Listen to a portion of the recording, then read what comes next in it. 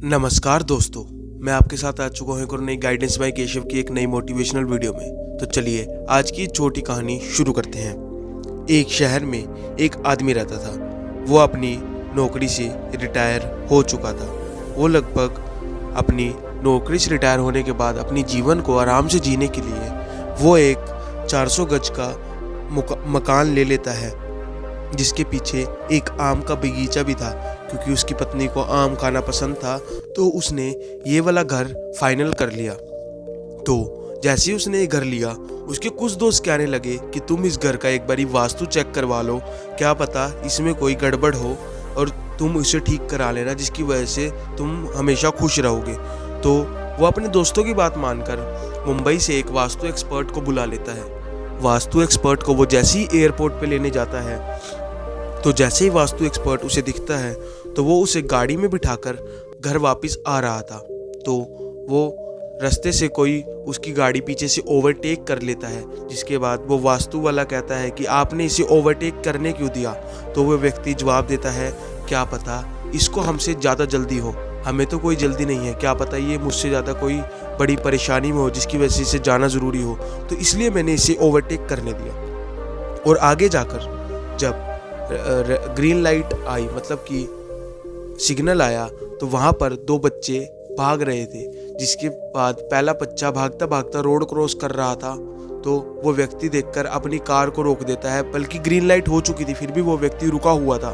तब वास्तु एक्सपर्ट पूछता है कि तुम अभी तक क्यों रुके हुए हो, वो पहला बच्चा तो जा भी चुका है। तो वो व्यक्ति कहता है कि इसके पीछे कोई पक्का दूसरा बच्चा भाग रहा होगा, जिसकी वजह से वो रुके रहे और थोड़ी देर में वो दूसरा बच्चा भी आ जाता है। जिसके बाद वो वास्तु एक्सपर्ट पूछता है कि आपको कैसे पता कि इसके पीछे दूसरा बच्चा होगा। तो वो व्यक्ति जवाब देता है कि जब हम बचपन में खेलते थे तो याद है हम अकेले नहीं भागते थे, हमारे पीछे कोई और भागता होता था, जिसकी वजह से मैंने वही दिमाग लगाकर मैं रुका रहा और मुझे लगा कि उस व्यक्ति की जान को खतरा नहीं होना चाहिए, इसलिए मैं रुक गया।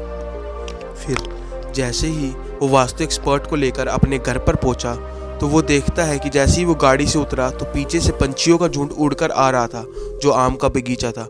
तो वो चुपचाप वास्तु एक्सपर्ट को कहता है कि प्लीज़ आप शोर मत करना, क्योंकि अभी अभी यहाँ से पंछी उड़ कर गए हैं, इसका मतलब मेरे पीछे वाले आम के बगीचे में बच्चे आए हुए हैं आम तोड़ने।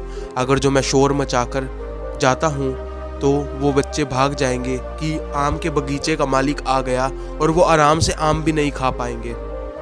जिसकी वजह से वो वास्तु एक्सपर्ट उसे देखकर बहुत ज़्यादा खुश होता है कि ये व्यक्ति कितने ज़्यादा साफ दिल का है, ये हर एक का ध्यान रखता है।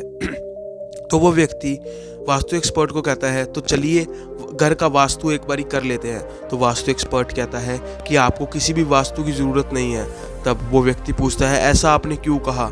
क्योंकि वास्तु एक्सपर्ट कहता है कि वास्तु एक्सपर्ट की ज़रूरत तो उसे होती है जो सिर्फ अपने बारे में सोचता है, जिसका मन साफ होता है, जैसे कि आपका है। जब गाड़ी ओवरटेक कर रही थी तब आपने ये नहीं सोचा कि मैं इसे ओवरटेक नहीं करने दूं।